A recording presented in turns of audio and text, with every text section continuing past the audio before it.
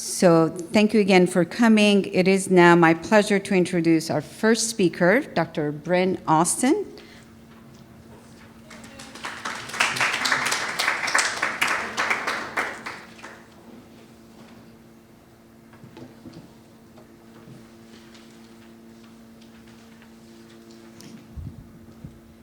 Thank you very much. It's such a pleasure and an honor to be here, and I appreciate the invitation to join you all today in the important work that the Cambridge Eating Disorder Center does.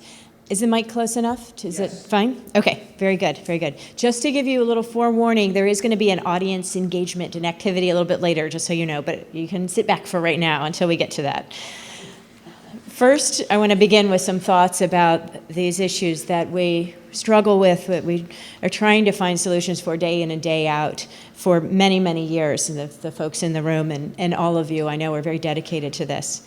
I want you to imagine a world where girls and young women believe in themselves, a world where girls are willing to speak up, to share their ideas, speak out when they see something unfair, and step in to lead, to make positive change in their communities and lives.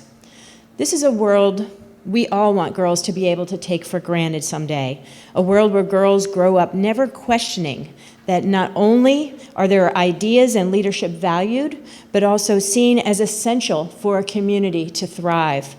A world where all girls can grow up at home in their own bodies and their own communities. But for too many girls and too many young people of diverse genders, they learn they're not good enough, that their bodies are shameful.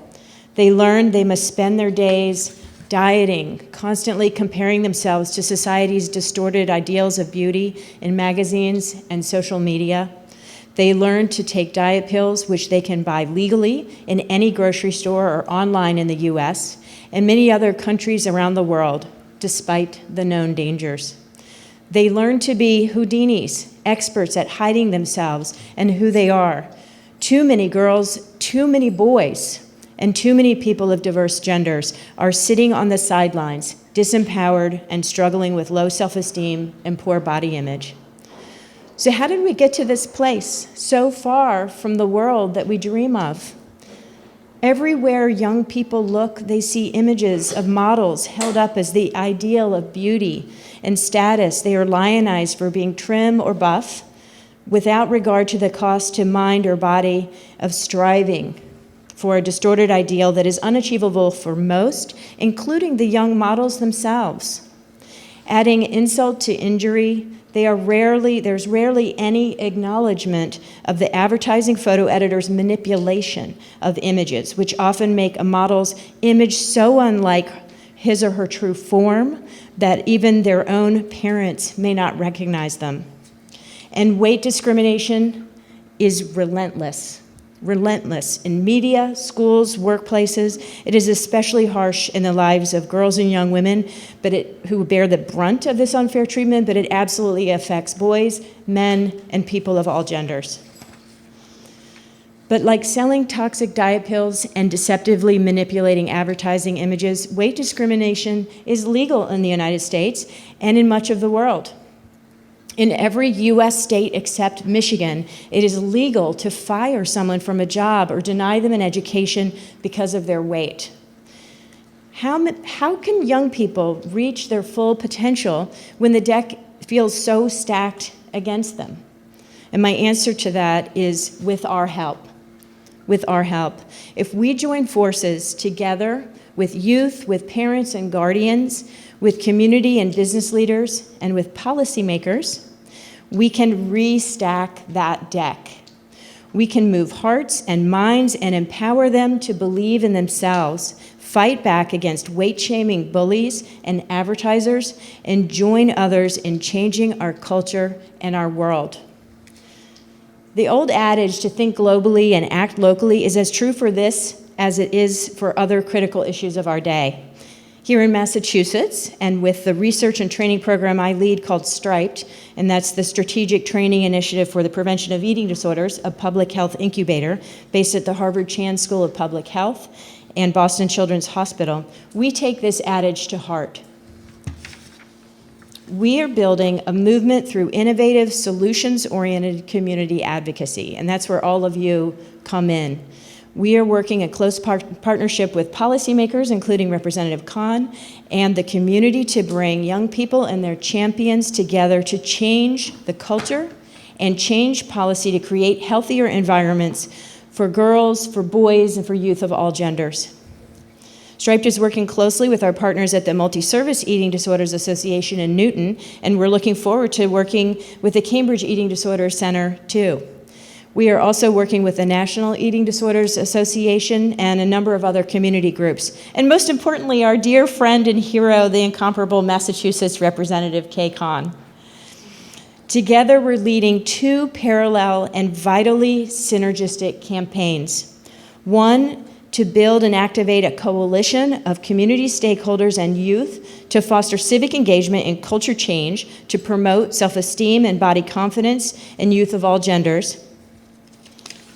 And two, to educate and persuade lawmakers of the need for change, securing their support for 3 groundbreaking bills that Striped is working on in the Massachusetts legislature now this session.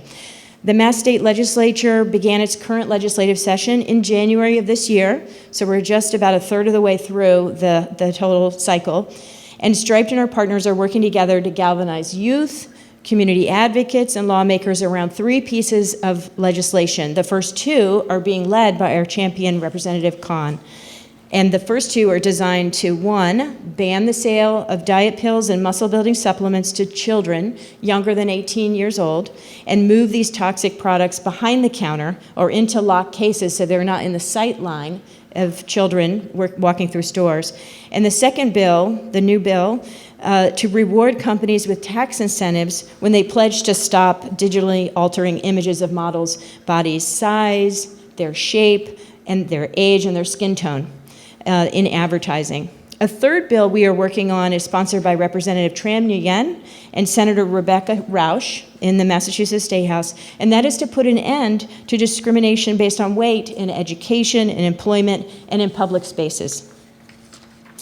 Their team at Striped has put in many years of legal and public health research to make sure that all 3 of these bills are based on strong legal and public health evidence, are feasible for government and for businesses to carry out if passed into law, and that target issues that girls and communities and for children of all genders care about deeply, that relate to promoting self-esteem and body confidence and empowerment. Now, for the next few minutes, I'd like us to take a deeper dive into that first bill that I mentioned that's sponsored by Representative Khan, and that's the bill entitled An Act Protecting Children from Harmful Diet Pills and Muscle-Building Supplements. The U.S. market for dietary supplements currently exceeds $40 billion just in the U.S. per year, and is projected to generate $57 billion by the year 2024. Now, we've all seen these products. Even if dietary supplement sounds a little obscure, it's something actually we see every day in stores, pharmacies, grocery stores, health food stores, even at gyms they sell these products. What most people don't realize is that dietary supplements are not pre-screened for safety or efficacy before they get on store shelves. The FDA, the Food and Drug Administration, is set up to basically use an honor system so that manufacturers of these products say, oh yeah, they're safe, they work, I promise, and then they go on store shelves. But what we know now from many years of studying these products is that some types of dietary supplements, especially the ones that are sold with promises of weight loss, of muscle building, they have been repeatedly shown to fall far short of these expectations, not living up to what the honor system would expect from them. Rigorous scientific study after study has shown that these types of supplements pose serious health risks to consumers. The fact that retailers across the Commonwealth sell these types of dangerous supplements to youth, some as young as 12 years old, is unconscionable. Dietary supplements sold for weight loss and muscle building are not recommended by reputable physicians. They do not work, they are not safe, and in fact, the American Academy of Pediatrics has issued 2 reports recently strongly cautioning against teens using these products for any reason at all. Many of these products have been found to be adulterated, that is, laced with prescription pharmaceuticals that are not revealed on the package, banned substances, heavy metals, pesticides, and other dangerous chemicals. Furthermore, studies have linked weight loss and muscle-building supplements with stroke, with testicular cancer, with liver damage, and even death. This is a very serious breach of trust with these manufacturers. The CDC, that's the Centers for Disease Control and Prevention, estimates that 23,000 Americans are sent to emergency rooms every year because of dietary supplements, and fully a quarter of those are due to supplements that are promising weight loss. So that one category alone makes up a quarter of the cases of people having to go to the emergency room.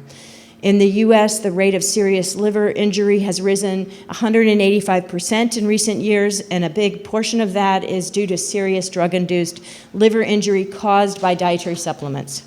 In the study that was just mentioned in Sada's introduction, published last week and making headlines around the country, a colleague of mine from Striped, we examined reports of injury and illness caused by dietary supplements in children and young adults all over the country, and found that the weight loss and muscle building supplements were almost 3 times as likely than compared to vitamins to cause severe medical events. So what is a severe medical event? What happened was included in that. These were things like emergency room visits, hospitalization, disability, and even death. So we're not talking about just a rash or maybe some minor shortness of breath. We're talking about very severe harm.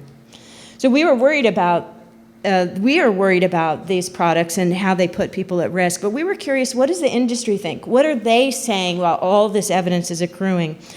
And when we just recently were able to get our hands on a proprietary report that is an industry report meant just to talk to other people making dietary supplements, what we found was that they were actually quite gleeful about what they call the so-called child market for their products. Their number one interest in the so-called child market is that they see it as the part of the market that has the biggest growth potential for their future profits. This is how they write about children using these dangerous products. For North America alone, they already make annually $5.3 billion off of children using their products, and they're expecting by 2024 they'll be making $10 billion off of children using these products that we know some of them can be so dangerous. Well, what do we say here in Massachusetts to that? Not so fast. Not so fast. We're not going to continue to let these manufacturers of these products and retailers profit from them to play Russian roulette with the Commonwealth's children. How are we going to stop them? Enter Representative Kay Kahn in House Bill 1942. The bill gives Massachusetts lawmakers an opportunity to take action like no other state has been able to do yet to protect the children here in our state. The bill, as Sada had mentioned, would prevent the sale of these particular types of supplements, the weight loss and muscle building ones, to minors, and would move the products behind the shelves and in locked cases. So is this so different from how we've handled other dangerous products? Think cigarettes. Think pseudoephedrine. The government was able to step in and make these products illegal to sell to children and move them into cases. When they saw there was a risk, we can do the same. We can do the same. We need to act to put limits on these unscrupulous manufacturers to protect young people in the Commonwealth. But it's going to take all of us stepping forward to speak out to our state lawmakers. And that's where you all come in. And now we've gotten to the part where I want to have a little fun together here, talking through how are we going to do this. So now it's your turn. The next thing I want you to do is to get your feet wet, imagining what it would be like to go down to Beacon Hill to talk to lawmakers. Has anyone actually done that before? Anyone, whether it was a city council? Okay, we see a hand in the back. Thank you. Yes, thank you. And were you doing it here in Massachusetts, or? Yeah, great. And were you in Massachusetts or somewhere else? Other states. California? Great. All right. So there's some experience in the room, but after the end of our activity, everyone's going to have a little bit of experience of what it's like to do that. So what I'd like you to do is imagine that you've arranged a meeting down at Beacon Hill, it's not far from here, at the State House with your lawmakers, so the people who represent you either in the House or in the Senate, so the two chambers of our state legislature. And as a resident of Massachusetts, no matter your age, and actually no matter if you're a citizen or not, just being a resident of Massachusetts, you absolutely have a right to go and talk to your lawmakers and talk to them about the issues you care about, so that all of you do. What I'd like you to do is imagine set up a meeting, and your goal is to convince the lawmakers that pharmacies, groceries, gyms, and other retailers should not be selling these products to people younger than 18 in Massachusetts, that you want them to support Bill 1942. So what I'd like you to do, this is the active part. So if you have a pen or you have a cell phone and you can just type a note to yourself, for the next 60 seconds, what I'd like you to do is write down 3 bullet points of what you will say to support your argument. Now, everyone has a handout. It was in the back of the room, and I handed them out to folks. So you can certainly use this as Cliff Notes or a crib sheet, or you can write on this if you have a pen or pencil, or just type on your tablet or your phone. For 60 seconds, 3 brief bullet points of what you would say to your lawmaker to convince them that we need to stop selling these products to kids. All right, it looks like we had some good conversations going. So let's come back together. I want to hear how it was. I know you have to imagine you're down at the State House when you're actually sitting here in Cambridge, and you imagine you're talking to someone who you may not have met yet. But tell me, how would it feel like to pretend to do this role play of talking to your lawmaker? Did it make anyone nervous? Just even imagining doing it, you still were sitting just right here. I know, that's exactly my reaction too when I'm given these kinds of things. But after the nervousness, what else? What else did it feel like to be able to pretend you're trying to convince your lawmaker? Yeah, Colleen. Go ahead. What was it like? And you've even had a little experience. Well, just that they, we were talking about how you can't even imagine what the argument would be. What are you going to say? Oh, no, children should have access to this? What the opposing argument would be? Yeah, what is the opposing argument? It seems so ridiculous that there wouldn't be any. What are they saying? I mean, I have no idea what they could possibly have to say in favor of it.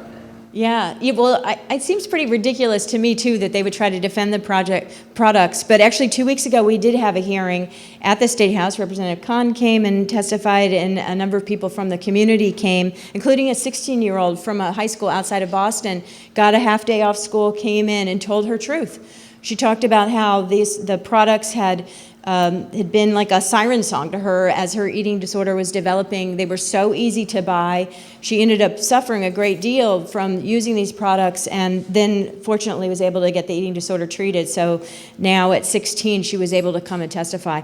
What the lobbyists for the industry came and said was, who cares what the American Academy of Pediatrics thinks? It's just their opinion. That's practically a quote from what they said to our lawmakers. I was like, they're not even trying to say something that's very convincing. But that was one of theirs. And they were saying, oh, it's not really that dangerous if count up the number of people harmed. It's a big country. It's a country, as if they're saying it's a country of 350 million. What does it matter if a few people are harmed? It's very cynical, and it needs to be exposed for what they are arguing for, why they should be able to still be able to sell these and make money off the children in this way. What was it like? No, I know it was nervous. I totally relate to that. Sorry, I just have to move my card. I don't know if anyone said this. I think the argument that I would take is more about informing the public and the public's right to know what's in the products that they're consuming. And using examples like you said about things like Sudafed or keeping cigarettes behind the counter, but also some of the labeling that we see now in like the larger consumption industry around things that are non-GMO, things that are labeled organic. All of that was really around the public having the right to know the things that make up the products that they're consuming. Yeah, very good. Get them on the dangerous piece, which is harder to sell, and you can use other public examples. Yeah, that's a great point too, because we want to be thinking about, from the point of view of the lawmakers, what's going to be convincing to them. Maybe they do care some about the danger, but that's not enough. They need to have other arguments. So what do you think would be most persuasive from the lawmaker's perspective? Of the things you heard or that you were thinking about, which do you think really drives home the point that could be most persuasive? Any thoughts in the back? Oh, you too, in the back. Any thoughts about what you think would be most persuasive to lawmakers? People said they're not going to vote for them if they... Yeah, playing hardball. Yeah, well, certainly if you live in the state, if you're a constituent of a lawmaker, they do especially care about what you think. Even if you think you're just one resident of their area, the fact that you live there, that you can or you may be voting in that district, you know people who vote, is important for them to know, and they do want to hear from you. And in fact, we have the most wonderful of lawmakers we're going to hear from shortly, who really wants to hear from constituents and values what the people think, and all of you here. So I want to move on now to wrap up and move on to the rest of our program. I just want to say a few more words here. So it isn't that hard. It's a little nerve-wracking here, but as you go down with a friend, with family, it isn't ultimately that hard. Once you live it and go and have these conversations, you can see it's not that hard to make the phone call. You can send emails. We have Striped organizes lobby days, and if you all, I have a sign-up sheet if anyone would like to get on our action alert list. I have this up here so we can do this afterwards. We'll let you know when we're going to have a lobby day. If you can get time to come down and meet with lawmakers in person, it's the most persuasive, but sometimes you don't have time. Writing an email or making a phone call is also very important. And we'll let you know when there are opportunities to join together to do this. And together, I truly believe we can make the world we dream of the reality for girls, for boys, for youth of all genders. The one I started with when I got up here this morning. This is one where young people believe in themselves and fully engage in the opportunities around them.